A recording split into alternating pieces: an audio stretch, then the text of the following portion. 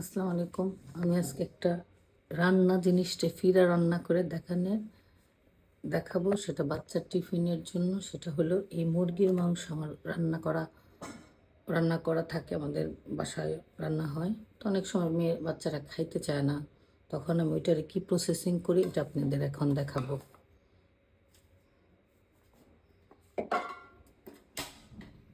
এটা প্রসেসিং করে আমি ওদের খাওয়াই।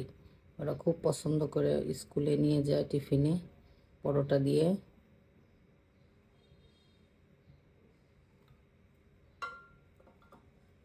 তেল দিয়ে দিচ্ছি ফ্রাই প্যানে।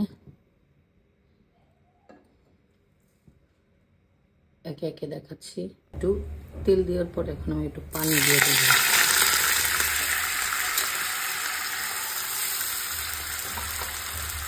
পানি দিয়ে দিয়েছি। এখন দেব হলো এই যে রাঁধুনি রোস্টের মশলা।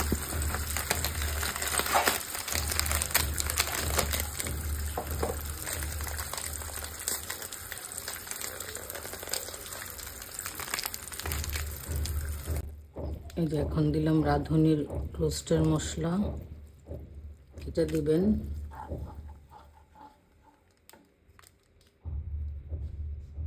এখন দেব হলো কাবাবের মশলা, বেশি না, সবই অল্প পরিমাণ, কারণ মশলা আদা রসুন সব দেওয়া আছে এর ভিতরে।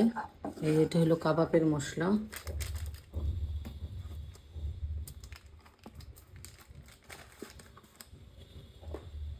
তারপরে দিয়ে দেব হলো, দিয়ে দিবেন সস, অল্প পরিমাণে দিলেন অসুবিধা নেই, এটা টমেটো সস। তারপরে দিবেন হলো শ্রীচা,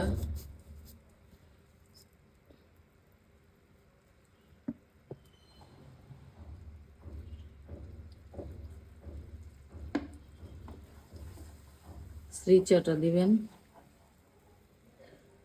শ্রীচার সসগুলো তো জানেন কিরকম মজা বা স্বাদ। তারপরে দিবেন একটু গোলমরিচের গুঁড়া,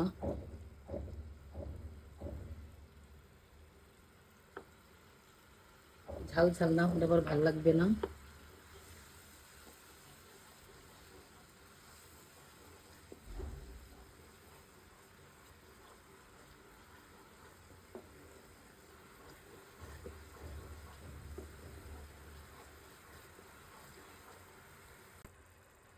তারপরে দিয়ে দিবেন 1 চামচ টক দই। এটা ঝাল ঝাল রোস্টের মতো হয়, তো বাচ্চারা খুব পছন্দ করে। আর ওই মুরগির মাংসটা নাইলে ওইভাবে না রান্না করে দিলে ঘরে ওইভাবেই থাকবে। এখন দিয়ে দেব হলো একটু সয়া সস।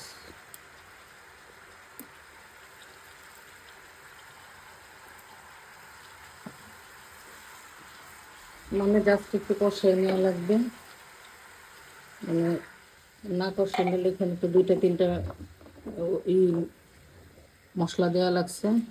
এটা যা বাচ্চাদের জন্য, রান্নার পরেও রান্না করা লাগে অনেক সময়, অনেক রান্না।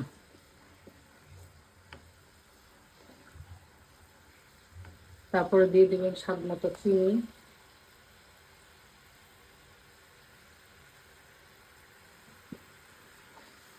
আমার বাচ্চারা টিফিনে পরোটা দিয়ে আর এই মাংসটা দিয়ে খুব পছন্দ করে। আপনারা বাসায় এইভাবে মাংস থাকলে এইভাবে তাদের রান্না করে দিবেন, কারণ ঘরের ভিতরে বাচ্চার হলো সবচেয়ে বড় ঝামেলা করে সব কিছু নিয়ে, খাবার দাবার নিয়ে।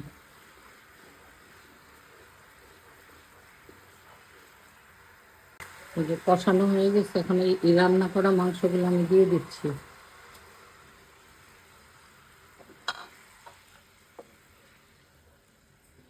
এই প্রসেসিংটা করলে বাচ্চারা নিতেও চায়, খাইতেও চায় টিফিনে। আর বিশেষ করে আমার 2 মেয়ে, খাওয়া নিয়ে অনেক ঝামেলা।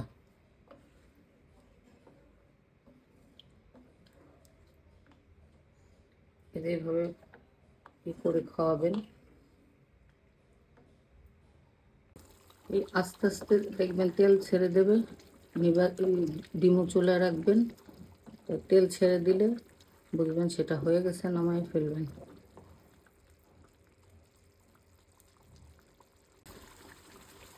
এটা কাঁচা মাংস দিয়েও রান্না করে খাওয়াইতে পারেন, তাতে প্রবলেম নেই। কিন্তু কাঁচা মাংস হচ্ছে, আমার মাংস রান্না থাকলে ওরা খায় না। ওই আমি আবার এই প্রসেসিং করে দিলে সেটা আবার খুব ভালো খায়। রোস্ট রোস্ট মনে হয়, তারপর কাবাবের সেন্ট থাকে, রোস্টের সেন্ট থাকে, মশলা দেওয়া জিনিসটা খাওয়া হয়ে যায়, এই হয়ে যায়। এই জন্য এই প্রসেসিংটা করা, আপনাদের যদি ভালো লাগে বাচ্চাদের এইভাবে বানিয়ে দিবেন এবং খাওয়াবেন। কারণ ঘরের ভিতরে বাচ্চারা যদি খাবার ঠিক মতো না খায়, তারা যদি না করে, তখন কোনো মা ভালো লাগে না মার।